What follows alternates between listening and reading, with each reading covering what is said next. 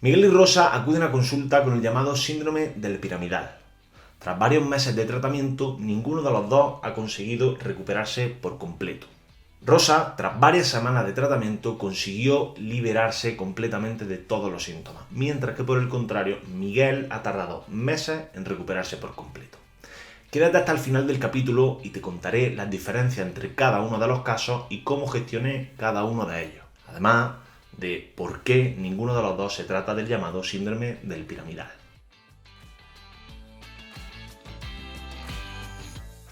Mi nombre es Álvaro Gutiérrez, soy fisioterapeuta y bienvenido a Fisioterapia a Pie de Camilla, un espacio donde la ciencia y el día a día del fisioterapeuta se aunan para dar a conocer que una fisioterapia basada en la evidencia es posible. En el capítulo de hoy vamos a hablar del llamado síndrome del piramidal, sin duda uno de los motivos más frecuentes de consulta en cualquier clínica de fisioterapia. A través de varios tips, a través de varios datos prácticos, vamos a ver que es un síndrome extremadamente raro y que hay otras muchas causas que justifican el tener dolor en el glúteo distintos a la compresión del nervio ciático por parte del piramidal. En el caso de Miguel hablamos de un dolor radicular a consecuencia de una hernia en L4 y L5, y en el caso de Rosa probablemente se tratara de un cuadro clínico más relacionado con la cadera.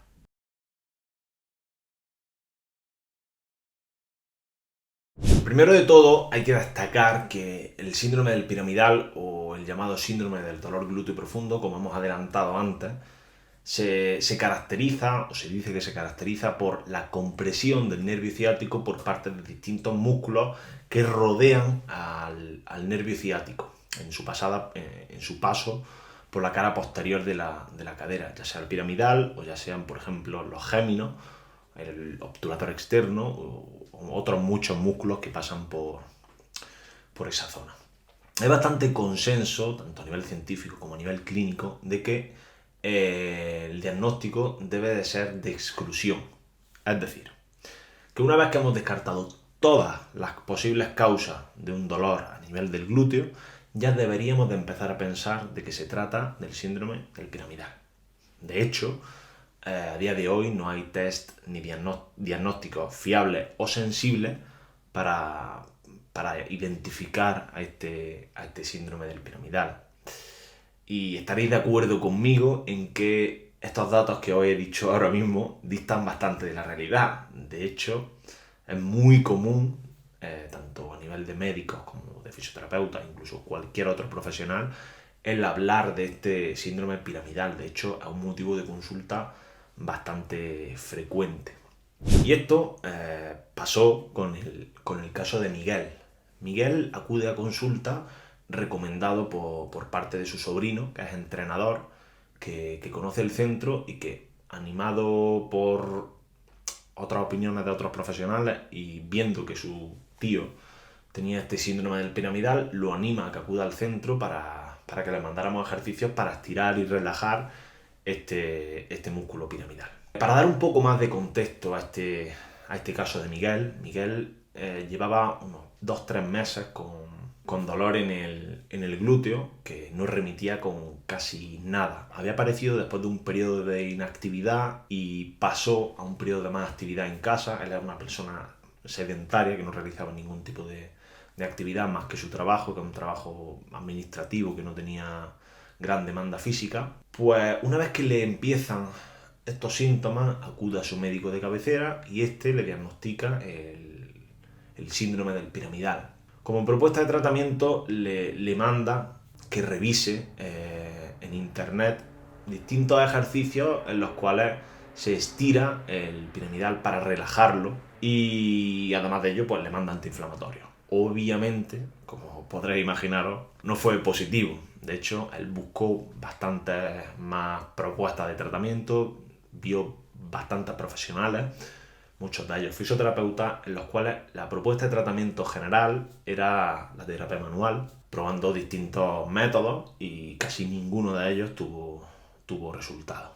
De hecho, a mí ha habido algo con la terapia manual y el síndrome del piramidal que no me ha cuadrado nunca. De hecho, si pensamos, el síndrome del piramidal está producido porque músculo piramidal está pinzando, entre comillas, el nervio ciático. Por lo tanto, esa compresión es lo que está generando los síntomas. Y ante esto a mí me generaba bastante conflicto el pensar de, vale, si el problema es la compresión, yo con mi codo, con mi mano, con mi puño, voy a comprimir aún más el nervio ciático, el músculo piramidal o el músculo que sea, para liberarlo, para disminuir esos síntomas. No me cuadraba responder ante una compresión con otra compresión. Bueno, volviendo otra vez al caso de Miguel, en la evaluación lo más reseñable fue que al realizar ciertos movimientos espinales se agravaba o se modificaban los síntomas de dolor en el glúteo. Además de ello, tanto en el test de SLAMP como en el Single Leg Raise hubo un aumento de los síntomas, es decir, ambos test fueron positivos.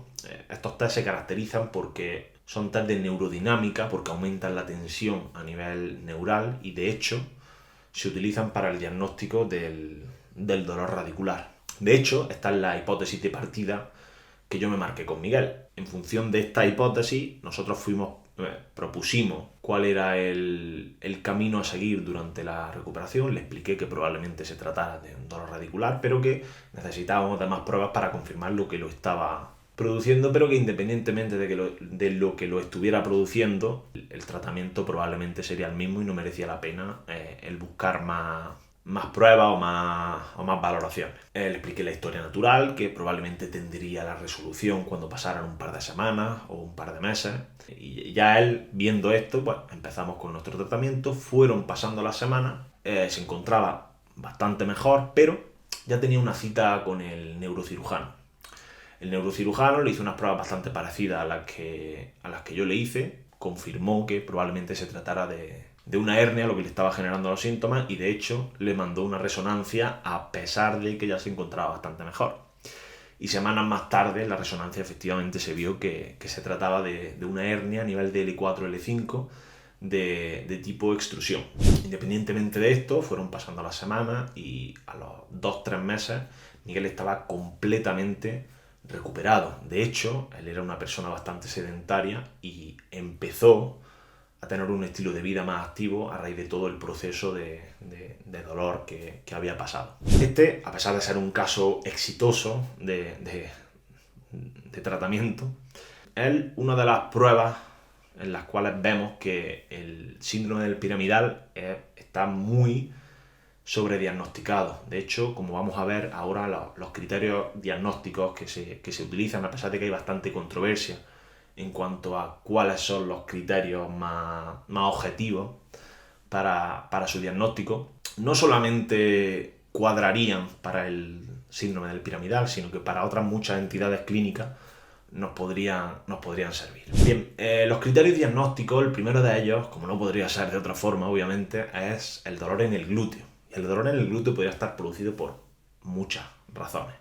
De hecho, volviendo al dolor radicular, las raíces L4 y L5 están muy relacionadas cuando éstas se irritan con la aparición de síntomas en el glúteo. Por lo tanto, efectivamente, no solamente nos cuadraría para ese síndrome piramidal, sino también para el dolor radicular o para otras muchas razones que podrían estar generando ese dolor en el glúteo. El segundo criterio diagnóstico es el dolor a la palpación profunda. Y de nuevo, muy común a otras muchas entidades clínicas. De hecho, en un estudio se vio que el 71% de 271 pacientes que tenían dolor radicular presentaban puntos gatillo a nivel del glúteo.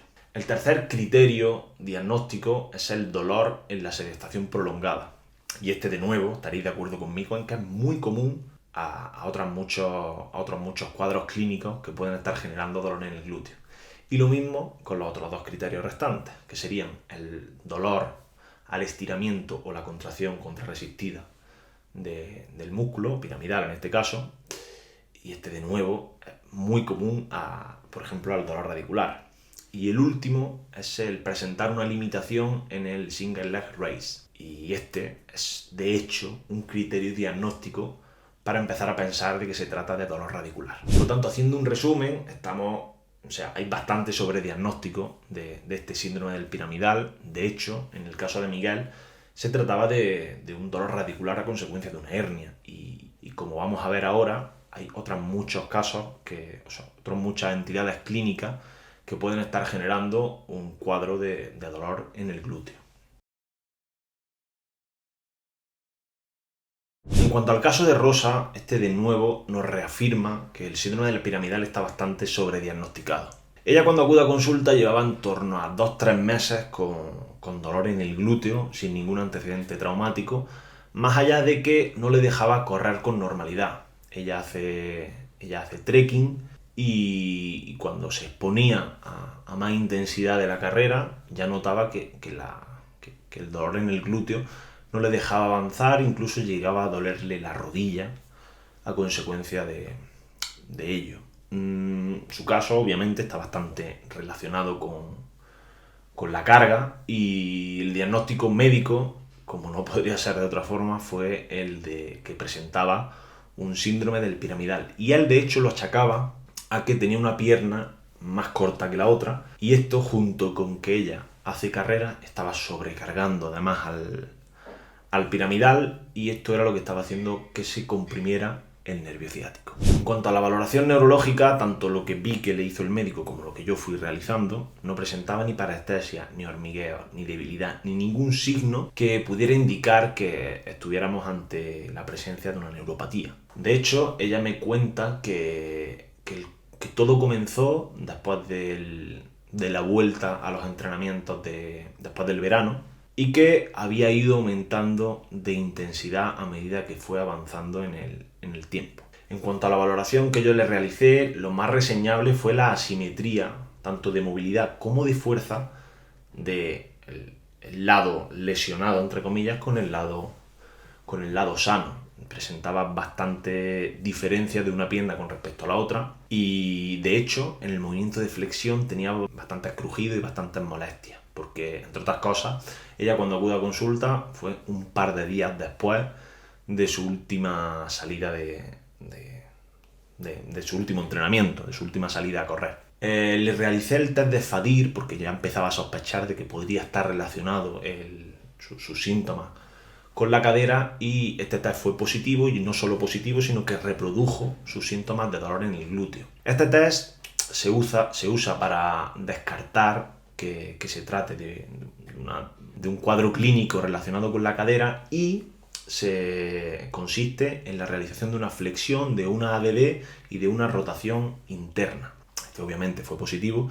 y de nuevo esto reafirmó mi sospecha, junto con la asimetría de fuerzas, de que probablemente todo estaba relacionado con una mala gestión de la carga, junto con que se trata de una persona sedentaria que nunca ha entrenado fuerza en su vida, y que, con una propuesta muy básica de reducir el volumen de la carrera, empezar a introducir un trabajo de fuerza global y un trabajo de fuerza analítica sobre esa cadera, seguramente empezaría a mejorar. Y de hecho, eso fue lo que le propuse a Rosa, y fueron pasando las semanas, y de hecho su evolución no pudo ser mejor. Fueron pasando las semanas, se recuperó por completo, y de hecho a las semanas le di el alta, dejándole claro de que debía de seguir con una exposición gradual a la carrera, y que debía de continuar con el entrenamiento de fuerza. Curiosamente, el día que le di el alta, le realicé de nuevo el test de Fadir, y este ya no era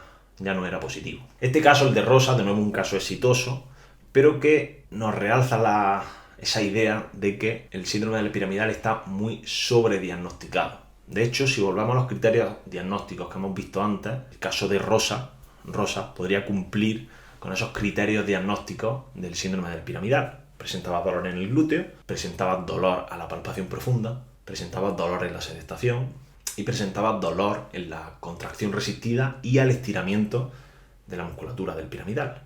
La única que no cumplía, eso sí, era la limitación en el single leg raise, pero presentaba una gran limitación en flexión de cadera, por lo que, si estuviéramos en una fase quizá un poco más aguda de cuando vino, hubiera presentado una limitación en esa flexión de cadera con la pierna extendida. Por lo tanto, de nuevo vemos que estos criterios diagnósticos son demasiado amplios, y hay muchos cuadros clínicos que podrían entrar dentro de ese llamado síndrome del piramidal. Para concluir, tenemos dos casos en los que se ve que el síndrome del piramidal está muy sobrediagnosticado y es menos frecuente de lo que nos pensamos, debiendo descartarse antes otras causas como podría ser el dolor radicular o el dolor relacionado con la cadera, como hemos visto. Pero también otras causas como podría ser el dolor relacionado con la sacroiliaca, con una tendinopatía glútea o incluso con una tendinopatía de los isquiotibiales.